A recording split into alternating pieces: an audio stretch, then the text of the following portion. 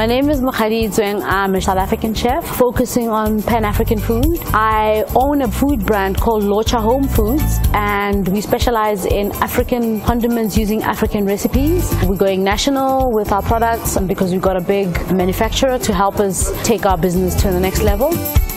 Kitoko Kitchen is a fusion of Zambian and Congolese food. I'm originally from Zambia. I'm originally from Congo. We are neighbor countries, but I didn't realize that so many foods that I grew up eating, he also grew up eating. As the African Development Bank, we're looking very closely at sectors that are seen as priority for the ADB. Agriculture and food security is one of those areas towards poverty eradication.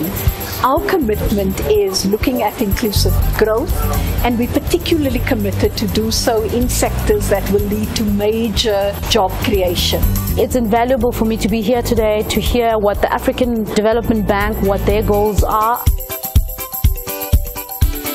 I'm working for African Children Feeding Scheme. It's a non-governmental organization. Every day we feed children. Monthly we give them food parcels. We teach people how to grow organic vegetables in a small-scale farming. We are encouraging entrepreneurs or those people who are interested in farming to actually produce and farm so as they can then sell to their immediate communities and also to the market that exists out there.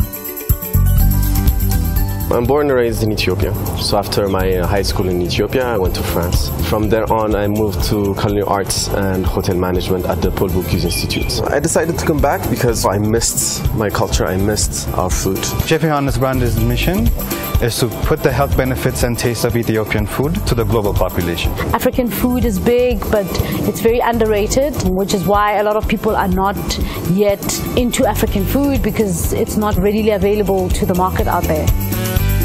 What we're trying to achieve here is what are the challenges and obstacles that can be overcome through such a forum.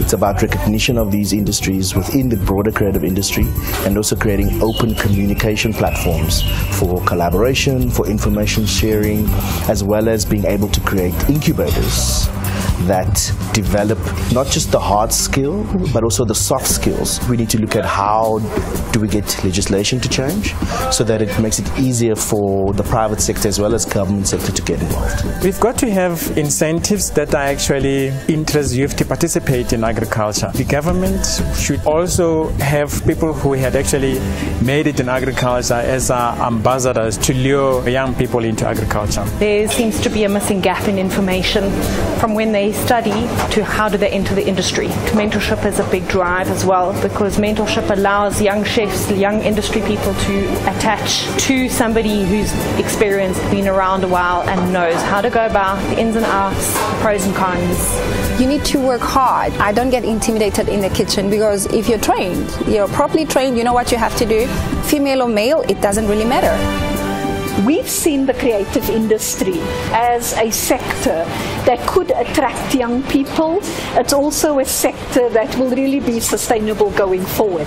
We see food as part of a value chain, so from the seed to the market. We see the culinary creative industry as quite critical because chefs in a sector is not just interested in the final product and the fact that it has a nutritional value and can deal with obesity. They're also interested in looking at where they source the food from.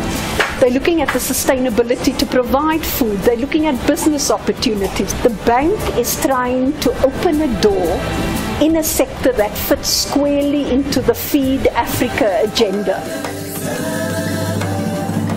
Food is the core and everybody needs to consume food on a daily basis. It's a basic necessity, but it's how do we bridge this gap and this disjunction between young people, female, those at the bottom of the pyramid in terms of catering or smaller businesses with the larger food processing companies.